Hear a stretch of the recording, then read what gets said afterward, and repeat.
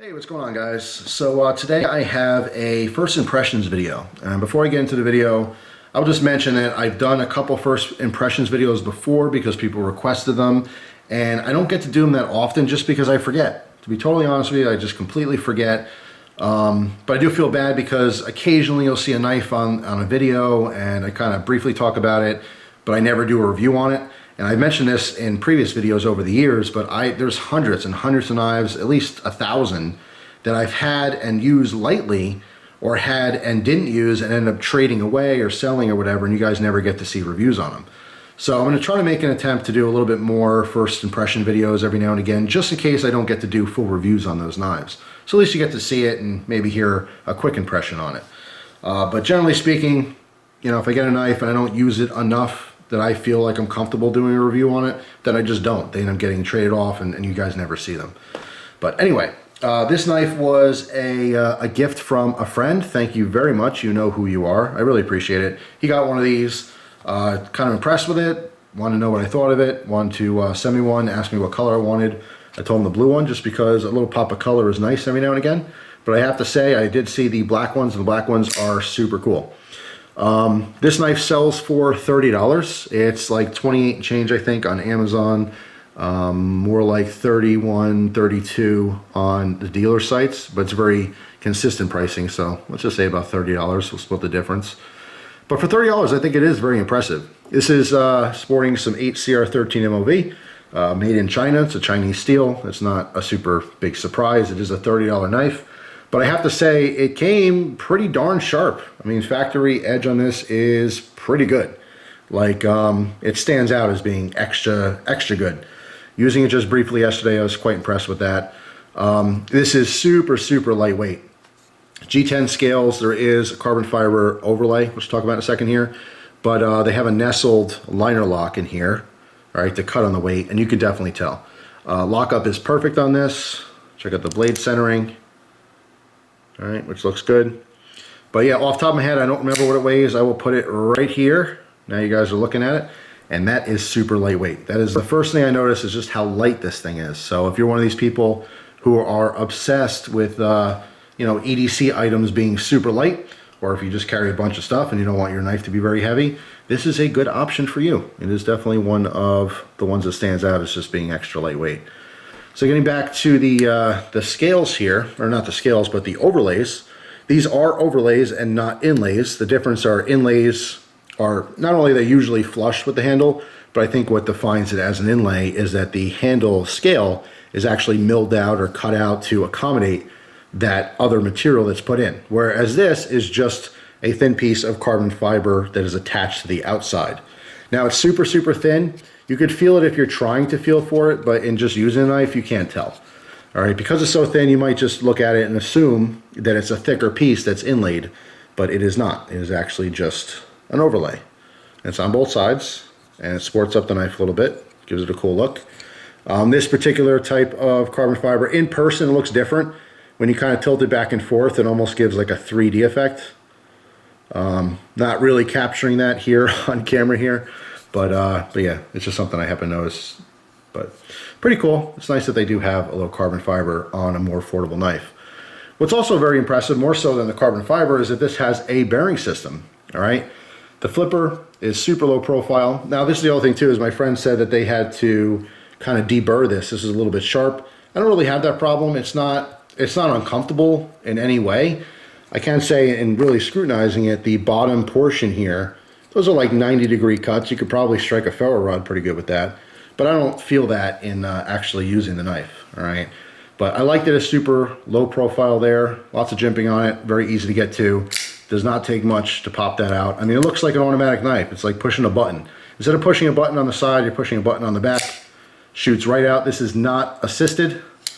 All right, now I happen to know it's going to land on my nail here, but I don't recommend doing this. But in disengaging the liner lock, I mean, it's super smooth. All right, you can see that kind of free fall here. As long as I disengage the lock fully. Again, don't want it to just fall on my thumb, but super smooth with the bearing system, which is very nice. So it just makes for a really easy flipper. Shoots fully out. It's a nice detent. It's not going to shake out or anything. Now, having a deeper detent, the right amount of pressure with the detent and a flipper, that combination either becomes very comfortable and easy to use and fast, or in some cases when it's, you know, too hard to push out, it becomes uncomfortable, especially depending on the shape of the flipper. But this one is just an awesome combination. Shoots out super fast, locks up nice and tight. It's hard to beat that. Overall, it's like, I want to say it's a 3.5 finger grip. I can't get a full 4 fingers on this comfortably. You can see it here, but when I actually want to use a knife, you can see my pinky slides down. All right, so a little bit better for smaller hands. If you have bigger hands, or just happen to know, when people talk about knives, your hands are bigger than normal. This one might seem small to you, but a little jimping on the back there. It is comfortable to use. The one thing I did not like about this was the pocket clip. Now, looking at it, you can see it's a tip up. Right side carry, there is a plate on the other side, so it is swappable, all right, which is nice, of course, if you're a lefty. And it's a deep conceal clip, which you think would be awesome, and it carries awesome. However, if you look at the design like this, that thing's sticking out there. All right, and when I'm carrying the knife and using it, although it was only one day, it digs into my hand. You could see where that clip lands. It's just all in here. Now, it's not sharp or anything, but it's just, you know, it's a thin piece of metal. So when using this, I can definitely feel it in the hand. So it's just, to me, it's just a design flaw. The clip itself carries very nicely. You know, it's good tension on here. It's riding on that overlay, so it's super smooth, easy to get in and out of the pocket. The deep conceal does look nice and everything too. It's just, for me, it just doesn't land in a great spot. Sometimes you can't feel it that much. I don't know, I might actually take this pocket clip off, or who knows, maybe I'll swap it to the other side and carry it on the left side of my body just to see if that's more comfortable. I don't always do that. Sometimes I'll do that for defensive blades or a backup blade. I'll have my left pocket. Generally speaking, I'll have my cell phone in there and a spare magazine, so I don't really have room for it all the time.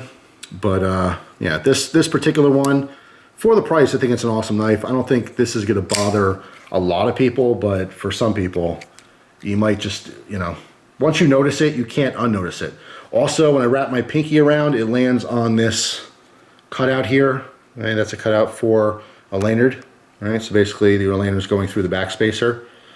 The top portion, this G10 right here, it's not sharp. I wouldn't describe it as sharp, but it has kind of a, you know, I don't know, a rough edge, I guess, or it's just because it's thin, but same deal. Not only do I feel the pocket clip, but my pinky wraps around and my pinky rubs on that.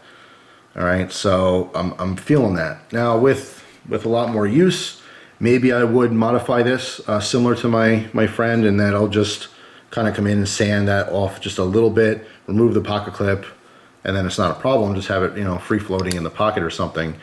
You know, but those are personal things that I would do with this knife.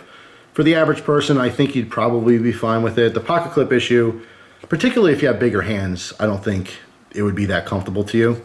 And it's just something that happened to stood out to me in like I said, in just a day. Sometimes when I have an uncomfortable part of a knife, it'll take a couple days or a week before I really even notice it. But because I noticed it right away, I do think it would be a problem with people with larger hands. I don't have huge hands, but I wear large gloves. I do have chunkier fingers, so if you're that kind of guy and you got those hands, might not be the one for you as far as comfort. But for $30, it's a really cool option. And it does offer some things, like I said, the carbon fiber, the bearing system. I mean, that's super nice for a $30 knife. But anyway, those are my first impressions on the Atmos. Let me know what you guys think of it. It's been out long enough where I'm sure some of you have this knife. I've always liked Kershaw just for the variety of stuff. They have just a ton of knives that are very, very affordable. A ton of knives that are $15, $20, $25. Just so many options, so many different styles, which is really cool. Especially if you're starting with knives and you don't have a big budget, but you do want to start expanding your collection. You can get just a ton of different Kershaws, and this is just another one, something to look out for. All right, but anyway, those are my first impressions. I think with use, my assumption is that it wouldn't change that much. I mean, obviously I would dull out the blade fairly quickly because of the steel choice, but as far as comfort and things, I don't think it would change all that much. So these impressions would probably stand the test of time. But I still do think it's an impressive knife. You know, pocket clip discomfort aside, pretty cool option for 30 bucks. So might be worth checking out. So if you guys have one, let me know down below what you think of it. Specifically, do you have the issue, you know, with the pocket clip? Does that rub in your hand? Do you not like it? Is it something you've noticed? I do like the knife enough to take the pocket clip off and just occasionally carry it, you know, as is without the clip. But we'll see. So thanks for watching. Hope you guys have a wonderful day, and I'll see you guys soon. Take care.